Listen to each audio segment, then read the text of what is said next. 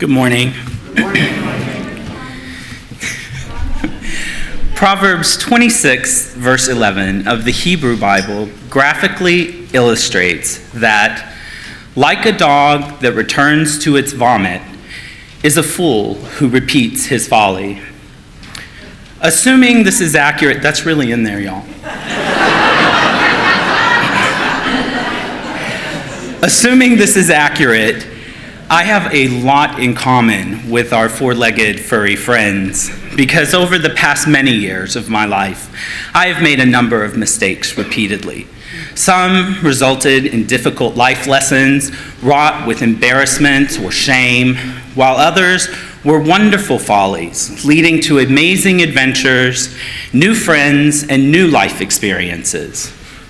Then there are those mistakes that are continuing even to this day, repeatedly. Kind of like forgetting to put the orders of service up here for all of us to use. Sorry, Ranwa. Much like the dog, I return time and time again to the putrid, bitter taste of frustration and failure. Do these mistakes have any purpose?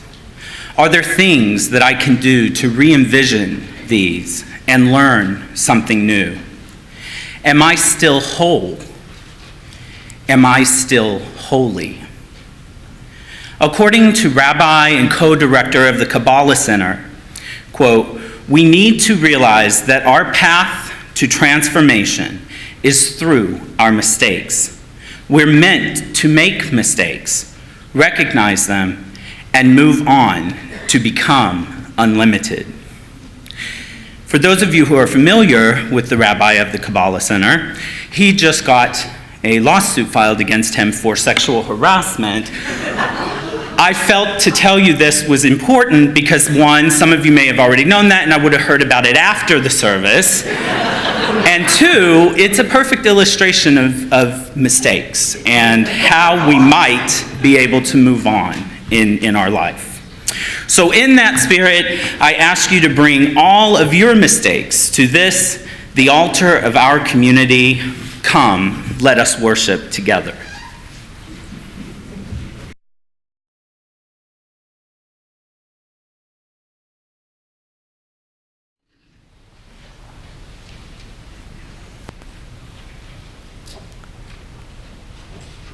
As I alluded to earlier this service, just a few days ago, we celebrated Christmas Eve with not one, not two, but 3 services. Now, don't get me wrong, I loved every minute of it, but it really did make me appreciate having absolutely nothing on my agenda the next day. And it also gave me the space to think about an unexpected realization I had that night. During our worship services on Thursday, I had some interesting memories come back to me, mostly during the times when we were singing hymns in between our stories and our lessons. As a singer, the range and the power of the music of the season is probably one of my favorite parts of Christmas. But I admit that growing up, it always presented a really confusing contradiction. Many of the most popular hymns and carols during the season, Silent Night, O Holy Night, Joy to the World, The First Noel, they included ideas about Jesus that I was taught were not just incorrect, but to believe them was amongst the gravest of all sins. Ideas like calling Jesus Lord, or the Son of God, or our Savior. All of these they went against the Islamic idea of the unity and uniqueness of God that I had been taught to believe as a child. So, looking back at my childhood, there I was, this kid in my school choirs, and here come the songs of the Christmas season. And I'm singing these beliefs. All I could think as I'm standing on the rafters and singing is, wait, is this okay? Can I actually, sing this? Can I say these words? What if God's listening? Oh God, my parents are listening! Now, truth be told, when I got to high school and hit my defiant teenage years, I loved singing those words around my parents' house. And knowing my parents was high on my list of priorities then.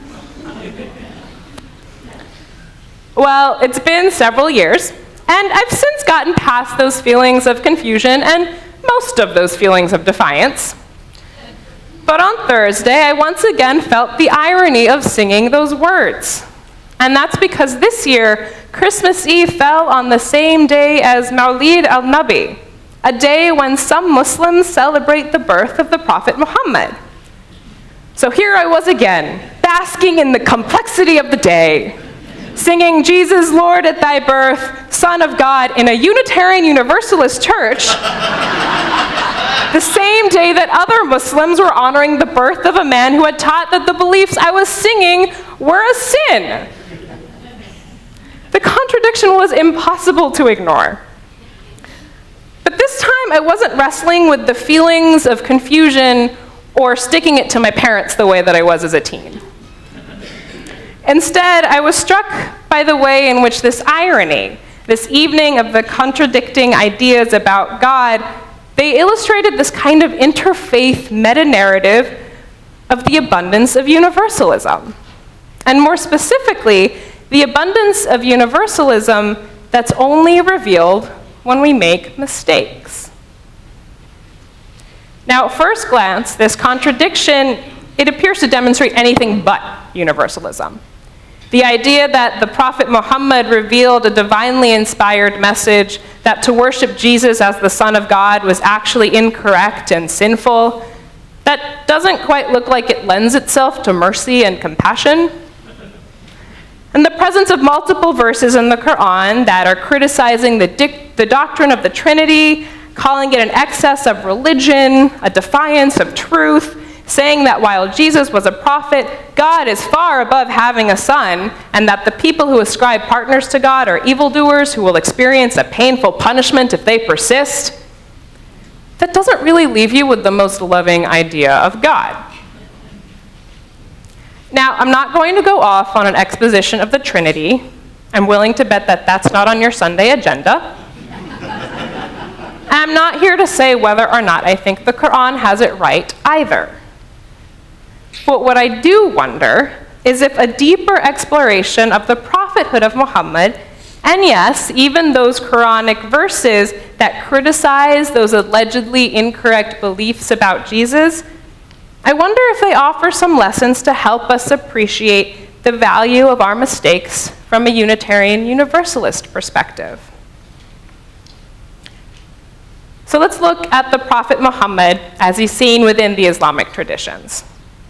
There's sometimes this misconception that he was teaching new religion to the people of Mecca and Medina, that he was breaking from the stories and teachings of those who had come before.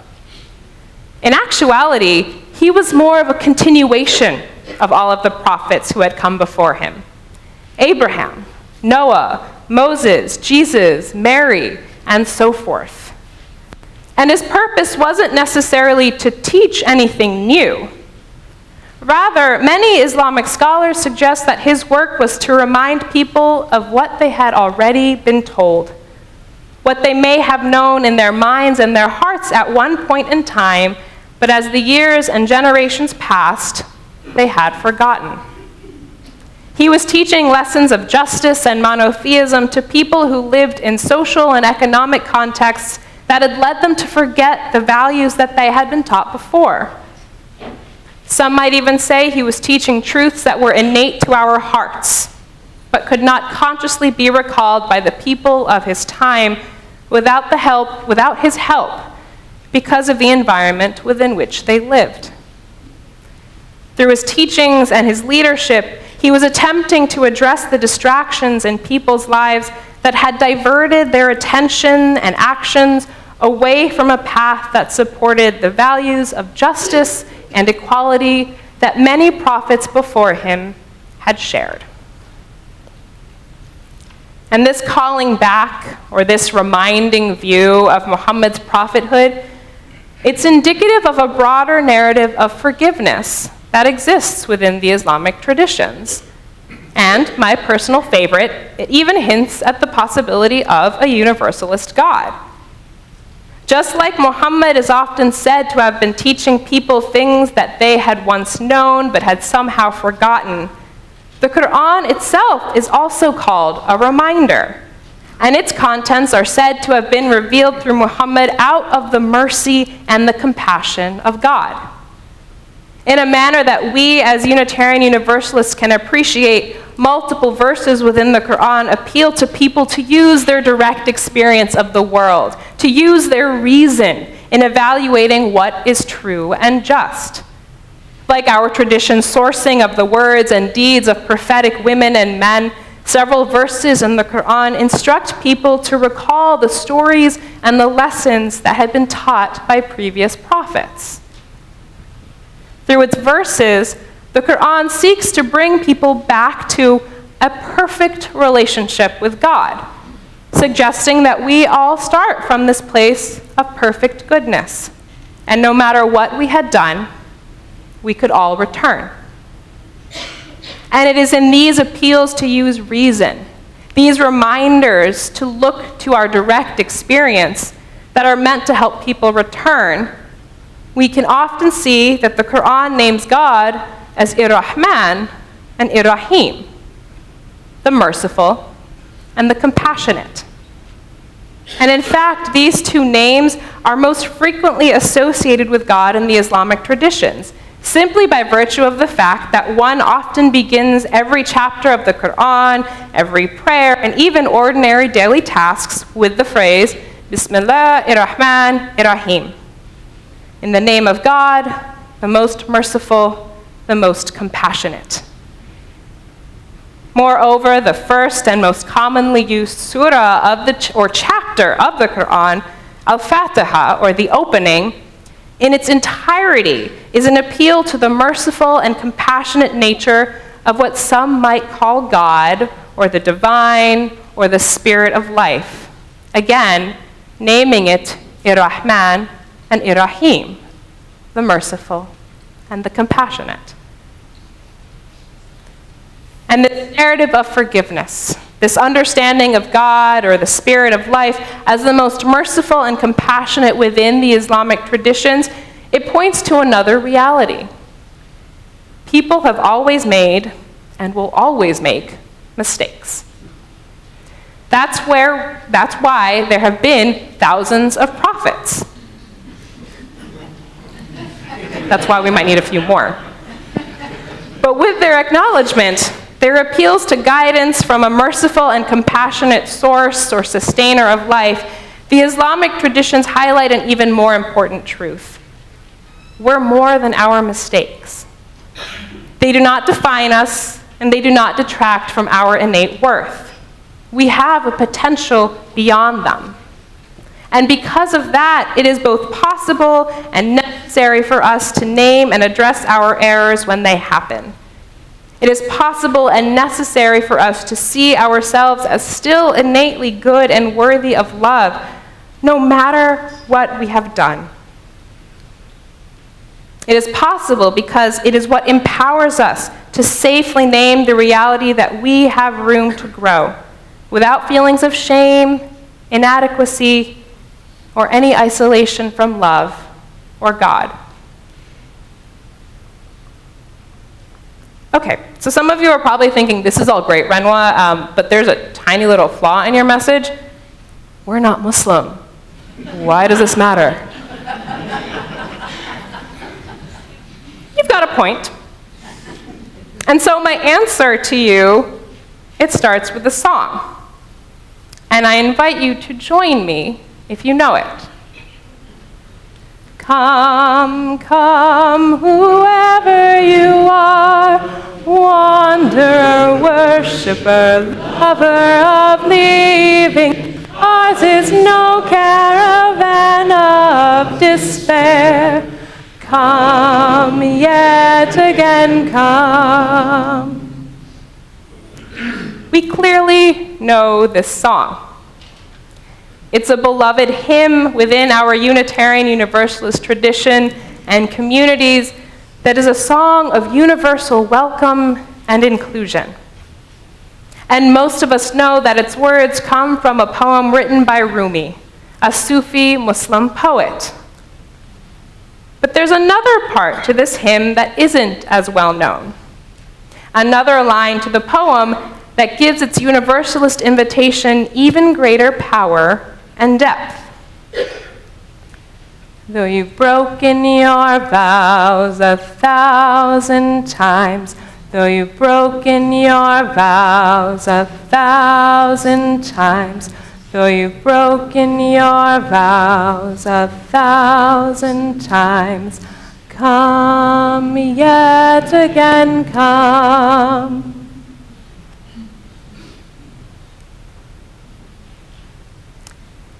Historically, in our Unitarian Universalist tradition, our predecessors' understanding of God was not far off from this merciful and compassionate idea that Rumi writes of, that is alluded to in our hymn, and that exists within the Islamic traditions. There is an old adage that we attribute to Thomas Starr King, who defines the difference between Unitarians and Universalists as this: Universalists believe that God is too good to damn people, and the Unitarians believe that people are too good to be damned by God.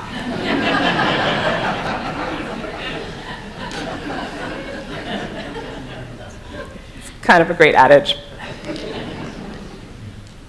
Our Universalist predecessors would probably agree that those ideas of mercy, compassion, and forgiveness within the Islamic traditions are traits of that too good to damn and all-loving God.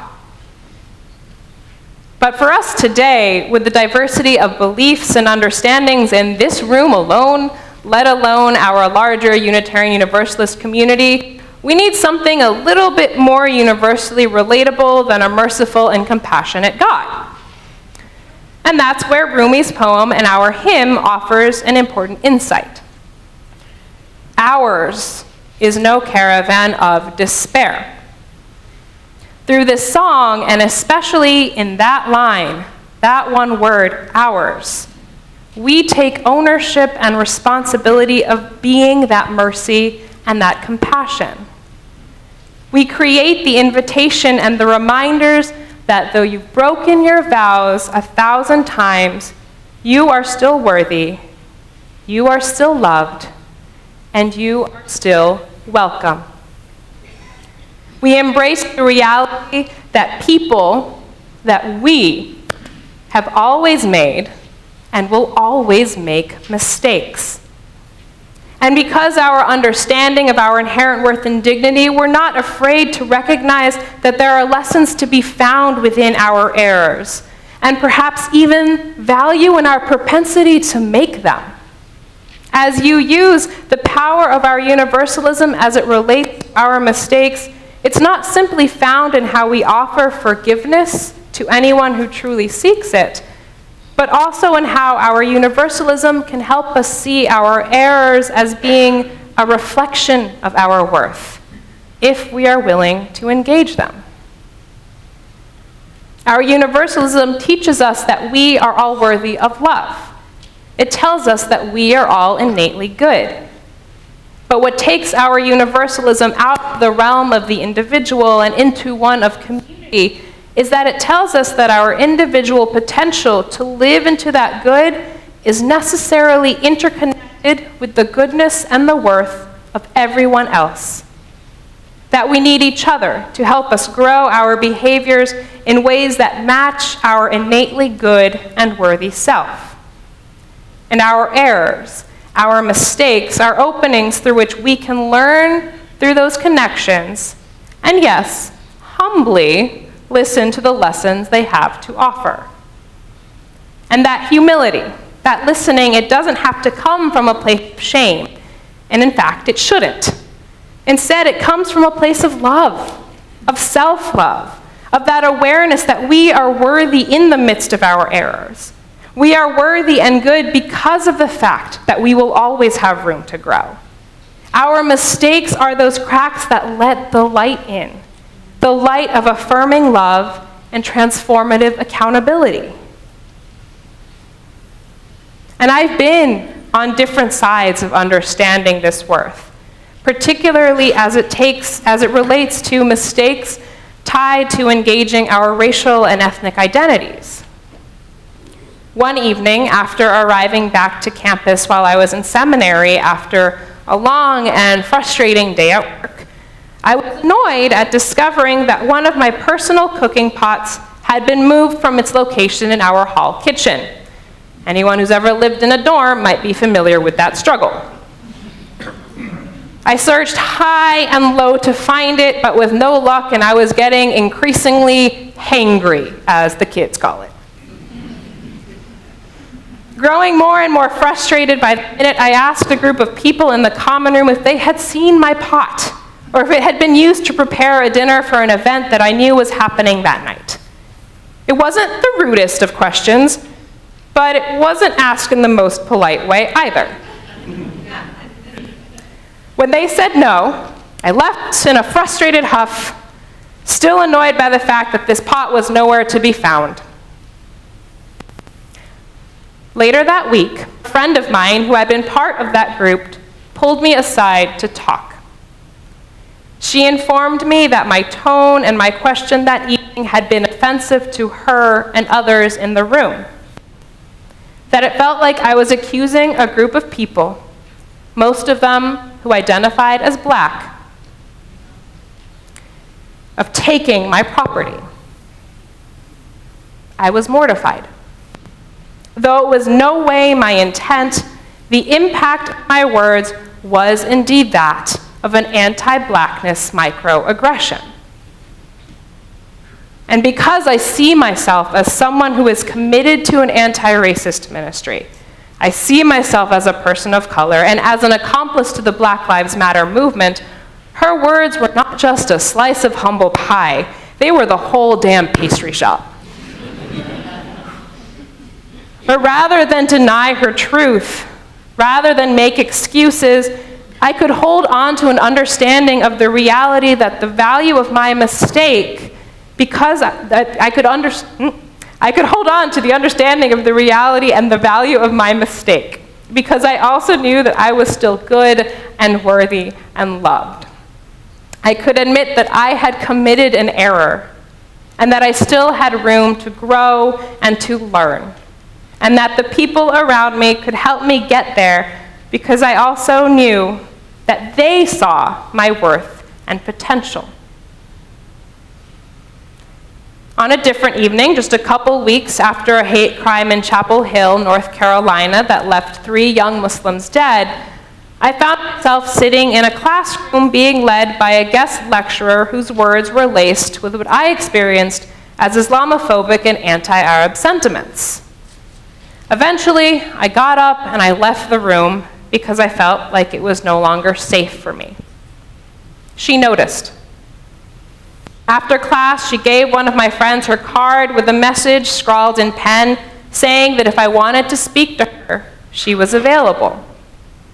There was no requirement, no pushiness, and eventually I did call. And the 2 of us had a powerful and honest exchange in which we came to an understanding of what happened in the room.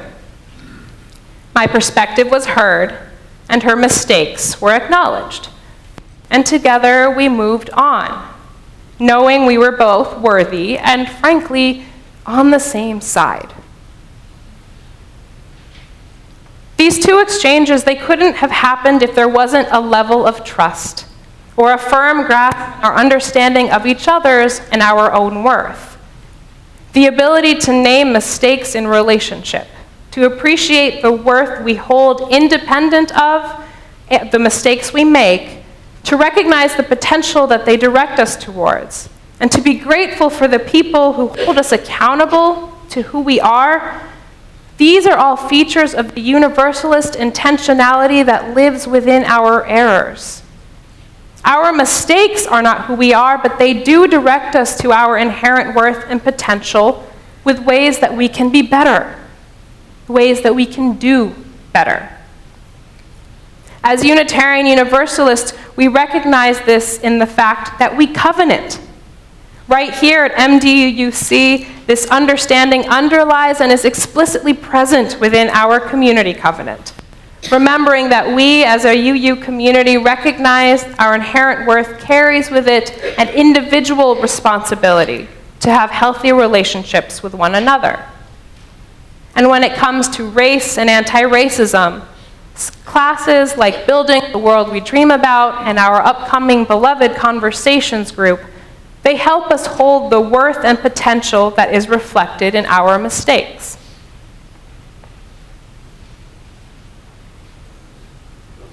Our story for all ages this morning illustrated another way in which our mistakes are needed to strengthen our appreciation of the breadth of universalism.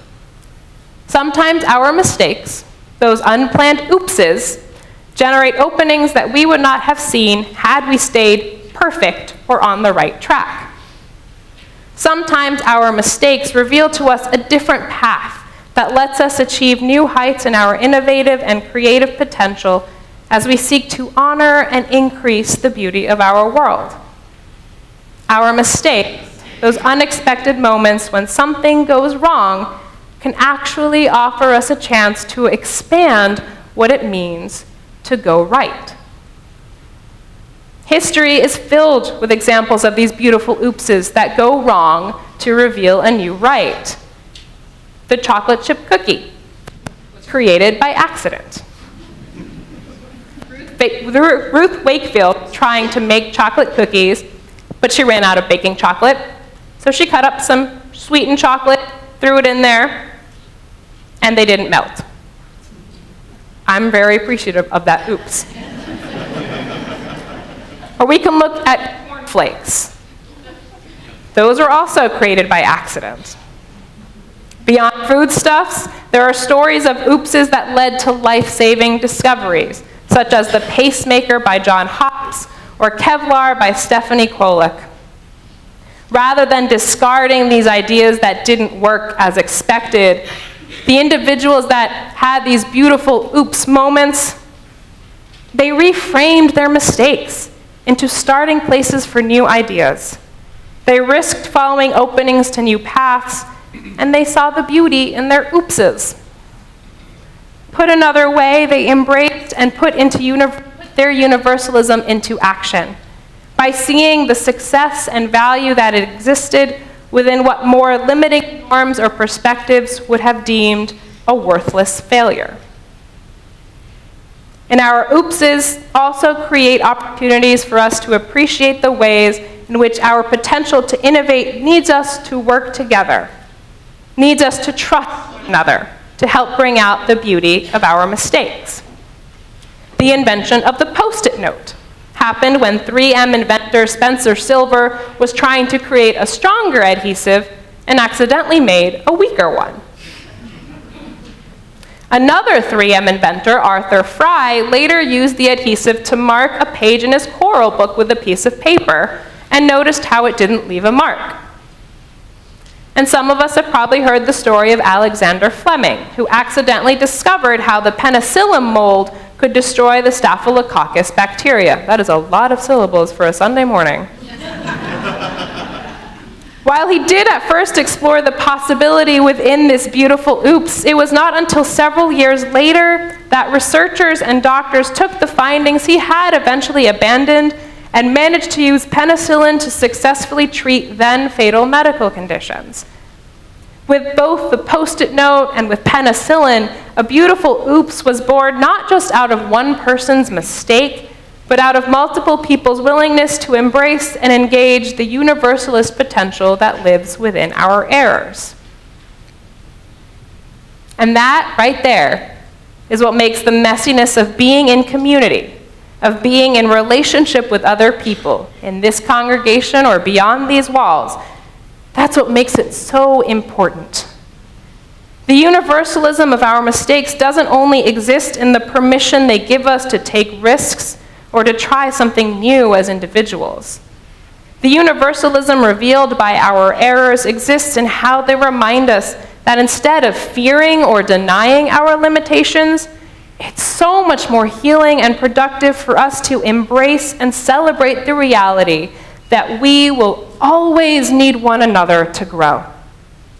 Our errors remind us that this growth occurs when we are willing to trust one another, by asking for the support and insight that, without judgment or disappointment, we as solitary individuals admit we do not possess. Someone else does. And so whether you are a Unitarian, a Trinitarian, a Muslim, an atheist, a follower of the flying spaghetti monster, or otherwise, we can all find ways to appreciate the universalist value of our mistakes. We can remember that our mistakes do not have to become moments of debilitating shame that lead us to question our worth or to give up our efforts to create beauty. Our mistakes are opportunities. They are the cracks that let the light in. They illuminate for us a fuller sense of our magnificence. We don't have to see our mistakes as threats to our innate goodness and to our worth.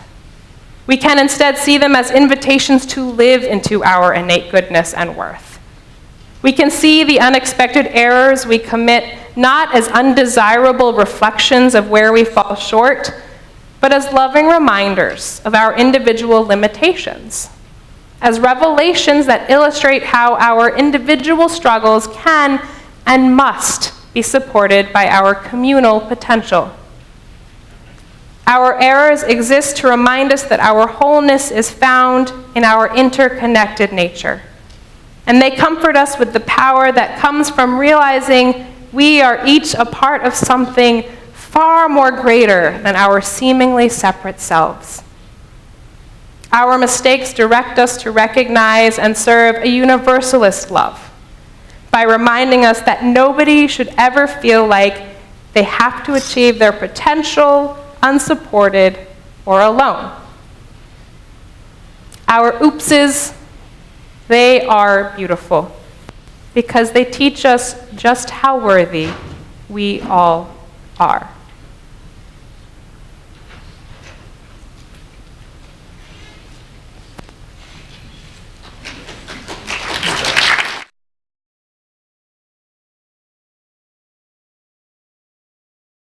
Though you've broken your vows 1,000 times, and though you will probably break them 10,000 times more, you are loved, you are worthy, and you are here in this community to be that love.